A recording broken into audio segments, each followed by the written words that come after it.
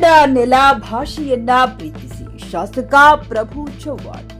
ಕನ್ನಡ ಸುಂದರ ಮತ್ತು ಸ್ವತಂತ್ರ ಭಾಷೆಯಾಗಿದೆ. ಕನ್ನಡದ ಅಭಿವೃದ್ಧಿಗಾಗಿ ರೂಪಿಸಿರುವ ಕನ್ನಡ ಅಭಿವೃದ್ಧಿ ಪ್ರಾಧಿಕಾರಕ್ಕೆ ಅಧಿಕಾರವಿಲ್ಲ ಎಂದು ಮಾಜಿ ಸಚಿವರು ಹಾಗೂ ಅವರ ಶಾಸಕರಾದ ಪ್ರಭು ಬಿ ಚವ್ಹಾಣ್ ಅವರು ಆರೋಪಿಸಿದರು. ಕನ್ನಡ ರಾಜ್ಯೋತ್ಸವದ ನಿಮಿತ್ತ ತಾಲೂಕು ಆಡಳಿತದ ವತಿಯಿಂದ ನವೆಂಬರ್ 1ರಂದು ಔರಾದ್ ತಾಲೂಕು ಕ್ರೀಡಾಂಗಣದಲ್ಲಿ ಏರ್ಪಡಿಸಿದ್ದ ಧ್ವಜಾರೋಹಣ ಕಾರ್ಯಕ್ರಮದಲ್ಲಿ ಅಧ್ಯಕ್ಷತೆ ವಹಿಸಿ ಅವರು ತಹಶೀಲ್ದಾರರಾದ ಮಹೇಶ್ ಪಾಟೀಲ್ ಅವರು ಧ್ವಜಾರೋಹಣ ನೆರವೇರಿಸಿದರು.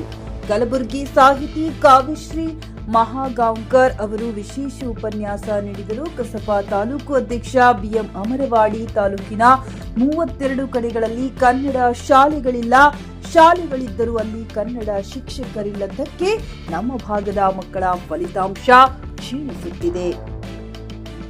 ಪಕ್ಕದ ರಾಜ್ಯಗಳಲ್ಲಿ ಕನ್ನಡ ಶಾಲೆಗಳಿಲ್ಲ, ಆದರೆ ನಮ್ಮಲ್ಲಿ ಅನ್ಯ ಭಾಷೆಗಳ ಶಾಲೆಗಳು ಏಕೆ? ದಶಕದಿಂದ ಕನ್ನಡ ಶಾಲೆ ತೆರೆಸಲು ಸರ್ಕಾರದಲ್ಲಿ ಮೂಡಿರುವ ಪ್ರಯತ್ನದ ವಿಫಲತೆಗೆ ಸರ್ಕಾರದ ಆಸಕ್ತಿಯ ಕೊರತೆ ಎದ್ದು ಕಾಣುತ್ತಿದೆ ಎಂದರು. ಇದೇ ವೇಳೆ ವಿದ್ಯಾರ್ಥಿಗಳು ಸಾಂಸ್ಕೃತಿಕ ಕಾರ್ಯಕ್ರಮಗಳನ್ನು ನಡೆಸಿಕೊಟ್ಟು ಭಾಗವಹಿಸಿದ ಮಕ್ಕಳಿಗೆ ಶಾಸಕರು ನಗದು ಬಹುಮಾನ ನೀಡಿ ಗೌರವಿಸಿದರು. ಕಾರ್ಯಕ್ರಮದಲ್ಲಿ ಪಟ್ಟಣ ಪಂಚಾಯತ್ ಅಧ್ಯಕ್ಷರಾದ ಸರುಬಾಯಿ ಗೂಳಿ, ತಾಲೂಕು ಪಂಚಾಯತ್ ಕಾರ್ಯನಿರ್ವಾಹಕ ಅಧಿಕಾರಿ ಕಿರಣ್ ಪಾಟೀಲ, ಕ್ಷೇತ್ರ ಶಿಕ್ಷಣಾಧಿಕಾರಿ ಬಿಜೆ ರಂಗೇಶ್, ಆರಕ್ಷಕ ವೃತ್ತ ನಿರೀಕ್ಷಕರಾದ ರಘುವೀರ್ ಸಿಂಗ್ ಠಾಕೂರ್, ತಾಲೂಕು ಪಂಚಾಯತ್ ಸಹಾಯಕ ನಿರ್ದೇಶಕ ಶಿವಕುಮಾರ್ ಗಾಠಿ, ಪಟ್ಟಣ ಪಂಚಾಯತ್ ಮುಖ್ಯಾಧಿಕಾರಿ ಸ್ವಾಮಿದಾಸ್, ತಾಲೂಕು ವೈದ್ಯಾಧಿಕಾರಿ ಡಾಕ್ಟರ್ ಗಾಯತ್ರಿ, ಮುಖಂಡರಾದ ದೋಂಡಿಬಾ ನರೋಟೆ ಸೇರಿದಂತೆ ವಿವಿಧ ಕನ್ನಡಪರ ಸಂಘ ಸಂಸ್ಥೆಗಳ ಮುಖಂಡರು, ಅಧಿಕಾರಿಗಳು ಮತ್ತು ವಿದ್ಯಾರ್ಥಿಗಳು ಉಪಸ್ಥಿತರಿದ್ದರು. Rajayya Swami, GK news Kannada, Aurad. Babu Saheb Kamblikar MES MLA ಇತ್ತು. ನಾನು ಸಣ್ಣ ಇತ್ತು, ನಮ್ಗೆ ಗೊತ್ತಿಲ್ಲ. ನಮ್ಗೆ ಹೇಳ್ತಾರ ಪ್ರಮುಖವಾದೀಕರಣ ಬರಲ್ಲ, ಇತ್ಯಾಚಾರಿಗೆ ಗೊತ್ತಿಲ್ಲ. ಈ ಟೈಮ್ನಲ್ಲಿ ನಮ್ಮ ಜನ್ಮ 69, MLA 72, ಎಲ್ಲಿ ಕನ್ನಡ ಇತ್ತು? ಎಲ್ಲಿ ಬಿದ್ದಿಲ್ಲ? ಪೂರ್ಣ ಮರಾಠಿ ಭಾಷೆ, ಪೂರ್ಣ ಎಲ್ಲ ಮಾರ್ಕೆಟ್ ಉದ್ಯೋಗ ಈಗ ದಿಗುದ್ವಿ 30,000ಕ್ಕಿಂತ ಜಾಸ್ತಿ ಜನ ಉದ್ಗಿರ್ನಲ್ಲಿ ವಾಸ ಮಾಡ್ತಾರೆ. ಉದ್ಗಿರ್ನಲ್ಲಿ ದಾಪುರಲ್ಲಿ ಇರ್ತಾರ. ಪೂರ ಅವ್ರಿಗೇನು ಹೇಳಲ್ಲ, ನಾನು MLA ಆಗಿದ್ದೀನ, ಪ್ರೊಫೆಷನ್ MLA ಆಗಿದೆ, ಆ ಕನ್ನಡ ಬರಲ್ಲ. ಒಳಗೇನಿದೆ? ನಮ್ಮ ತಾಯಿ ಅಭಿಮಾನ ಇದೆ, ತಾಯಿ ಅಭಿಮಾನ ಇದೆ. ರೀ ಕನ್ನಡ ಮಾತಾಡ ತಾಯಿ ಇದೆ. ನಮ್ಮ ಭಾಷಾ ಬಂಜಾರ ಇದೆ, ಲಿಪಿನ ಬಂಜಾರಾಗೆ ಮಾಡ್ರಿ ಓದ್ತೀನಿ. ಕನ್ನಡ ಸ್ಕೂಲೇ ಇದ್ದಿಲ್ಲ ಅಕ್ಕ, ಕನ್ನಡ ಸ್ಕೂಲೇ ಇದ್ದಿಲ್ಲ. ಜಗಳ ಆಯ್ತು, ಜಗಳ ಮಾರಿತ್ತು. ನಾವು ಬಂದ ಮೇಲೆ ಇಲ್ಲ ಶಾಂತಿ ಸಮಾಧಾನ ಎಲ್ಲರಿಗೆ ಏನ್ ನೋಡ್ಯವ ಕರೆಕ್ಟ್ ಅವ ಇಲ್ಲ?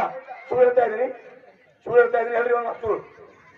ನಾವು ಬಂದ್ಮೇಲೆ ಕಡ್ಡಾಯವಾಗಿ ಕನ್ನಡನಲ್ಲಿ ಓದಬೇಕು, ಕನ್ನಡ ಮಾತಾಡಬೇಕು. ನಾನು ದಾದಾಗಿರಿ ಮಾಡಿಲ್ಲ, ನಾನು ಕನ್ವಿನ್ಸ್ ಮಾಡಿದ್ದೀನಿ, ಅವ್ರಿಗೆ ಕನ್ವಿನ್ಸ್ ಮಾಡಿದ್ದೀನಿ. ಗ್ರಾಮ ಎಕ್ಕಂಬಾದಲ್ಲಿಲ್ಲ.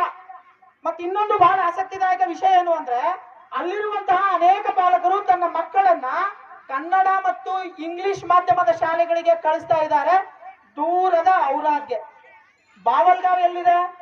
ಹೊಕ್ರಾಣ ಎಲ್ಲಿದೆ? ಹೌದಲ್ರಿ? ದಾಬ್ಕಾ ಎಲ್ಲಿದೆ? ಅಲ್ಲಿರ್ತಕ್ಕಂತಹ ಎಲ್ಲಾ ಮಕ್ಕಳು ಕನ್ನಡ ಮಾಧ್ಯಮದಲ್ಲಿ ಇಲ್ಲಿ ಓದ್ತಾ ಇದಾವ್.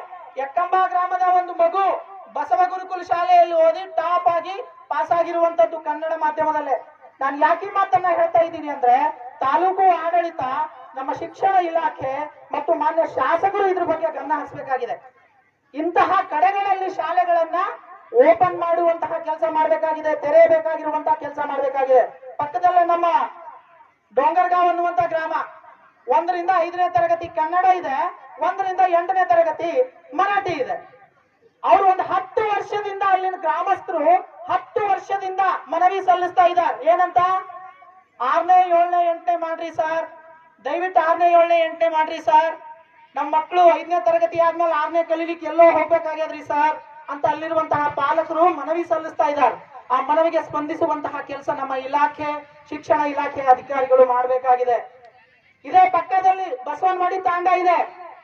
ಬಸವನವಾಡಿ ತಾಂಡದಲ್ಲಿರ್ತಕ್ಕಂತಹ ಸುಮಾರು 11 ಮಕ್ಕಳು ಇವತ್ತು ಕನ್ನಡ ಮಾಧ್ಯಮದ ವಿಚಾರವಾಗಿ ಅವು ಔರಾದ್ ಬಂದು ಓದ್ತಾ ಇದಾವ. ಅಲ್ಲಿ ಕನ್ನಡ ಶಾಲೆ ಇಲ್ಲ ಅನ್ನುವ ಕಾರಣಕ್ಕಾಗಿ ಓದ್ತಾ ಇದಾವ. ದುಡ್ಡಿದ್ದವರು ಖಾಸಗಿ ಶಾಲೆಗಳಿಗೆ ಕಳಿಸಬಹುದು, ಆದ್ರೆ ದುಡ್ಡಿಲ್ಲದ ಬಡವರು ಎಲ್ಲಿ ಕಳಿಸ್ಬೇಕು?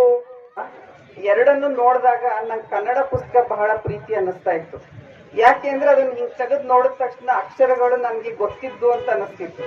ಇಂಗ್ಲಿಷ್ ಪುಸ್ತಕನ ತೆಗೆದು ನೋಡಿದಾಗ ಅದು ಏನೋ ಬೇರೆ ಇದೆ, ಇದೇನೋ ಒಂದು ಚಿತ್ರ ಇದೆ ಅಂತ ಅನ್ನೋ ಭಾವನೆ ನನಗೆ ಬರ್ತಿತ್ತು.